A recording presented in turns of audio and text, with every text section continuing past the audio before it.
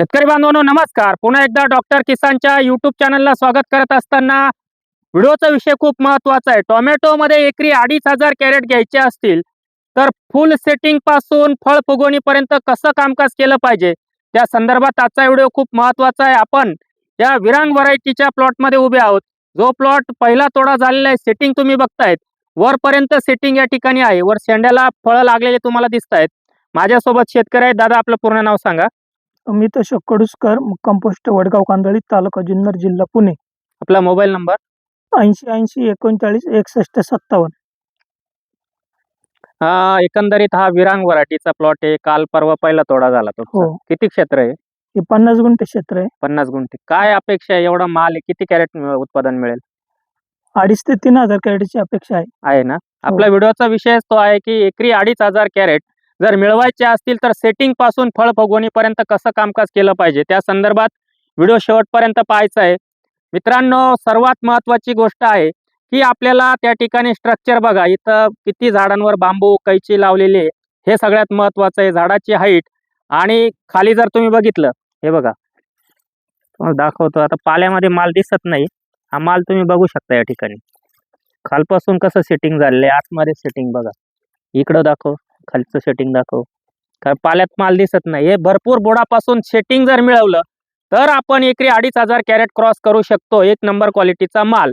त्याच्यासाठी आपल्याला 28-30 दिवसाला कोणतं अन्नद्रव्य व्यवस्थापन दिलं गेलं पाहिजे, 30-32 दिवसापासून 40-42 दिवसापर्यंत कोणत्या फवारण्या त्या ठिकाणी फळ सेटिंगसाठी केल्या गेल्या पाहिजे, नंतर 55-60 दिवसाला फळ फुगवणीसाठी काय अन्नद्रव्य व्यवस्थापन दिलं पाहिजे. त्याच दरम्यान या सगळ्या गोष्टी करत असताना आपल्याला लिपकर व्हायरस ज्याला आपण म्हणतो, प्लास्टिक व्हायरसच्या ज्या CMU ज्याला आपण म्हणतो, त्या समस्यावर एक वेगळा व्हिडिओ खास नारायणगाव जुन्नर तालुक्यासाठी येत्या काही दिवसात मी देणारच आहे.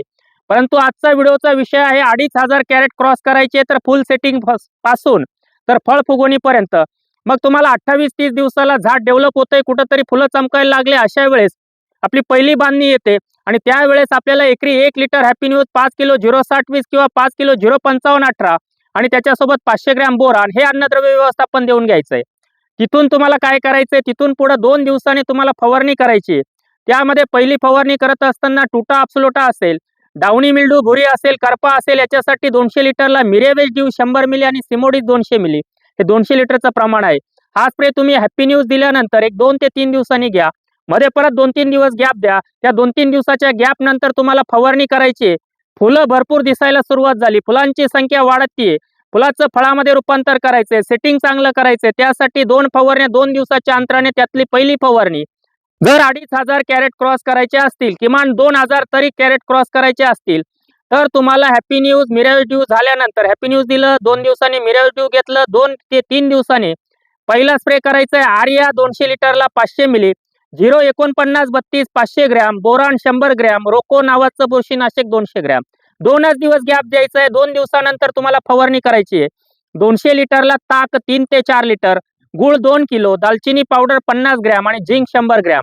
2 दिवसाच्या गॅपने ही पुढची फवारणी सेटिंगसाठी खूप महत्त्वाची फवारणी. आता तुमचे दिवस जवळजवळ हॅपी न्यूज दिल्यापासून 90वा दिवसाला 90व्या दिवशी तुम्हाला शेंडा शार्प चालू ठेवायचा आहे. शेंड्याची गती चांगली पाहिजे, फुटवे चांगले मिळाले पाहिजे, फळं यायला सुरुवात झालेली. अशा वेळेस एकरी 5 लिटर धनकीर्तीचं 40, 42, 45 दिवसाच्या दरम्यान 5 लिटर मॅग्ना, ज्याच्यामध्ये कॅल्शियम आणि सस्पेन्स फॉर्म मधला मॅग्नेशियम एकत्र आहे, ते 5 लिटर दिल्यानंतर तुमची दुसरी बांधणी येईल. फळं बऱ्यापैकी सेट झालेले असतील, अशा आकाराचे फळं असतील. असा आकार असेल 40-45 दिवसाच्या आसपास, 50 दिवसाच्या आसपास. आता तिथं काय करायचंय तुम्हाला, परत एकदा फवारणी करताना टुटा अप्सुलोटा असेल, नागळी असेल, त्याचप्रमाणे फळ पोखरणारी अळी असेल, तिथं तुम्हाला 200 लिटरला एक्सपोनस एकरी 34 मिली हा स्प्रे करून घ्यायचा आहे. नीट लक्षात घ्या. जसंही तुम्ही ताक गुळाची फवारणी केली, तिथून 2-3 दिवसाने फळांवर कुठलाही डाग येऊ नये, जीवाणूजन्य करपा येऊ नये, बॅक्टेरियल ब्लाइट ज्याला आपण म्हणतो तो येऊ नये, म्हणून आपल्याला त्या ठिकाणी स्पॉट किलर 250 मिली 22-200 ग्रॅम हा स्प्रे करायचा आहे. त्यानंतर पुढचा स्प्रे करत असताना तुम्हाला त्या ठिकाणी एक्सपोनसचा एक स्प्रे करायचा आहे, कारण मिरेवेज ड्यू आणि सिमोडिस दिल्यानंतर 12 ते 14 दिवसांनी पुढचा कीटकनाशकचा स्प्रे तुम्हाला घेणं गरजेचं आहे. मध्ये एखादा साधा तुम्ही कीटकनाशकचा बायोलॉजिकलचा स्प्रे काढत असताना त्या ठिकाणी झेडलेक्स, आबाशिन, कॉम्बिफर्टचा एक स्प्रे तुम्ही त्या ठिकाणी घेऊ शकतात. दुसरी महत्वाची गोष्ट, फळ फुगवणीचा काळ चालू झाला 50, 52, 55, 58 दिवस झाले. त्यावेळेस तुम्हाला स्लरी द्यायची. एकरी 5 litre four stroke 50 kilo single super फॉस्फेटची निवळी, त्याच्यासोबत 4 किलो गुळ. निवळी वेगळी भिजत टाका, फक्त निवळी घ्या. भिजवल्यानंतर 24 तास खालचा चोथा राहू द्या, वरची निवळी घ्या, चांगली ढवळून द्या 4-5 वेळा 24 तासात. ती निवळी घ्या, त्याच्यासोबत फोर स्ट्रोक एकत्र करा, गुळ टाका आणि 5 किलो फेरस सल्फेट त्याच्यात टाकून घ्या. ही निवळी तुम्हाला 55, 58, 60, 62 दिवसापर्यंत देऊन घ्यायची.